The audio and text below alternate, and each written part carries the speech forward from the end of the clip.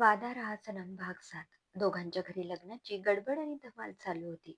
मिहिराने मेहंदीसाठी mehndi artist बोलवली होती. मिहिराने मेहंदीसाठी खास लाल रंगाचा 3/4 गाऊन घातला होता.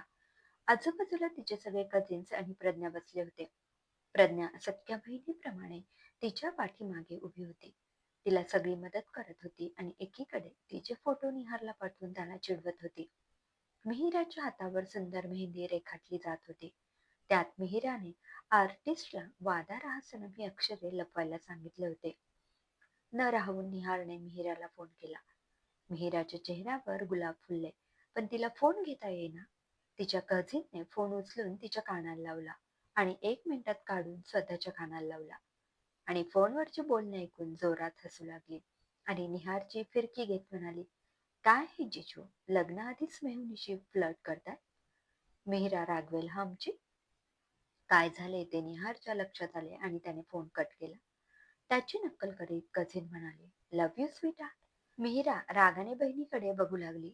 ती लगेच म्हणाली, इतनी शरारत तो अलाउड है ना सब लोग? आणि हॉलमध्ये हशा पिकला.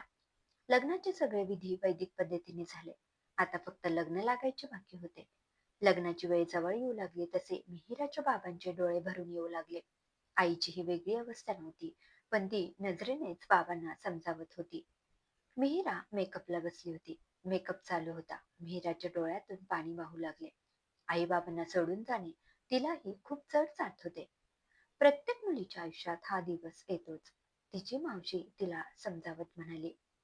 मिहिराने गुलबक्षी रंगाचा अतिशय सुंदर शालू नेसला होता. मोजकाच हलकासा मेकअप आणि साधीशी ज्वेलरी आणि ठसठशीत उठून दिसणारे मंगळसूत्र घातले होते. ते तिला अगदी खुलून दिसत होते. ती तयार झाल्यावर आईने तिला जवळ घेतले आणि हलकेच तिच्या डोळ्यातले अश्रू पुसले. कोणाची दृष्टी लागू नये म्हणून तिच्या कानाच्या मागे काळे लावले. मामाचा हात धरून ती विवाहस्थळी येऊन उभी राहिली. निहार आधीच येऊन थांबला होता. दोघांच्या मध्ये अंतरपाठ धरण्यात आला. भटजींनी तार स्वरात मंगलाष्टके सुरू केली. मंगलाष्टक सुरू असताना निहारला त्याच्या उंचीमुळे मिहिराला बघता येत होते. मंगलाष्टके संपली. दोघांवर अक्षतांचा अभिषेक झाला आणि टाळ्यांच्या कडकडाटांसह सर्वांनी दोघांचे अभिनंदन केले.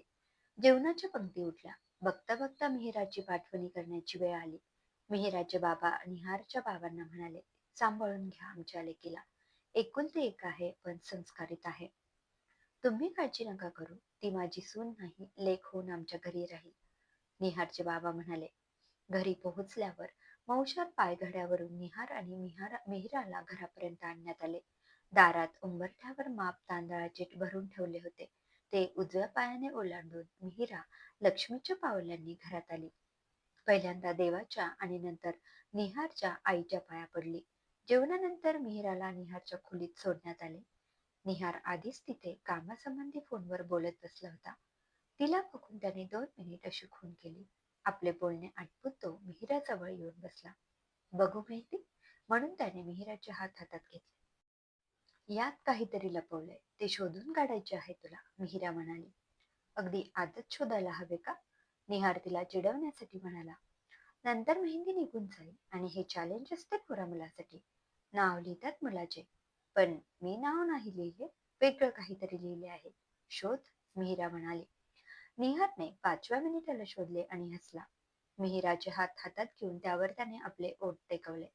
त्याने तिची हनुवटी धरून चेहरा वर केला. मिहिराची नजर लाजून खाली झाली.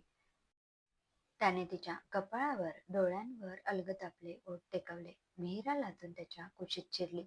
त्याने आपल्या बाहुपाशात तिला सामावून घेतले आणि दोघांच्या मनात एकाच वेळी एकच गाणे रुंजी घालू लागले. त्याने तिला समोर घेऊन आपले ओठ तिच्या ओठांवर टेकवले. एक एक करत सगळी आभूषणं उतरली. मधले सगळे अडसर दूर झाले. दुसऱ्या दिवशी दोघांनाही फिरायला निघायचे होते. बाबा येतायत ना? मिहिराने विचारले. नाही ना, ते आत्याबरोबर तिच्याकडे जाणार आहेत, निहार म्हणाला. तरीच आई बाबा पण नाही म्हणाले. परवापर्यंत बघू म्हणत होते आणि परवा एकदमच नाही म्हणाले, मिहिरा म्हणाली. आपल्यासाठी तिघांनी मिळून हे ठरवले. बाबा म्हणाले मला. निहार. दुपारचे जेवण झाल्यावर आत्या आणि बाबा आत्याच्या गावी निघाले. त्यांच्यानंतर निहार आणि मिहिरा देखील निघाले. कारने निघाल्यामुळे त्यांना वेळेचे बंधन नव्हते. तरी आधी कोल्हापूरच्या देवीला जाऊन मग पुढे जायचे होते. निघता निघता उशीर झाला. मग एक रात्र कोल्हापूरला राहिले. सकाळी देवीचे दर्शन घेतले.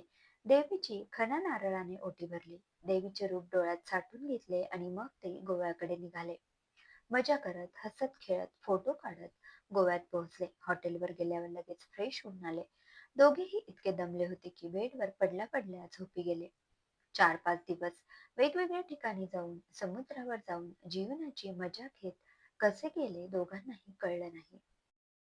Dona Paula church, Calangute beach, cruise, मंगेशीचे मंदिर अशी सगळी ठिकाणी पाहून झाली. दिवसभर फिरायचे आणि रात्री एकमेकांच्या मिठीत विरघळून जायचे. परत येताना आत्याच्या गावाकडून येऊन बाबांना घेऊनच घरी आले. घरी आल्यावर मिहिराने घराची सर्व जबाबदारी उचलली. सकाळी लवकर उठून स्वयंपाक वगैरे कामं आवरत होती. बाबांची काळजी घेत होती.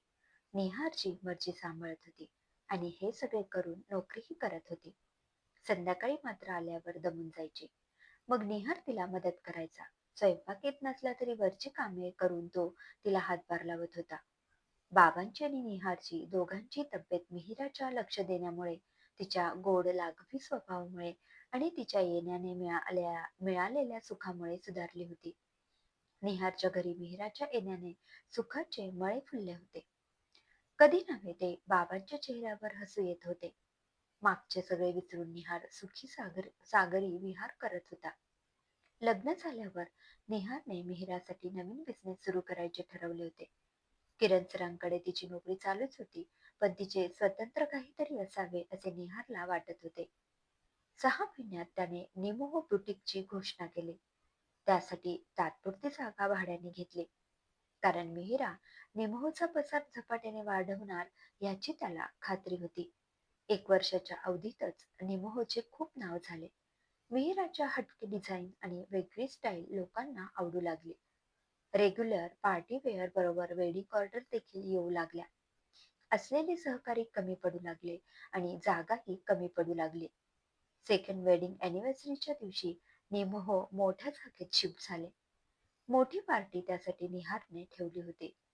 मिहिराच्या साथीने निहारचे स्वप्न देखील पूर्ण होत होते.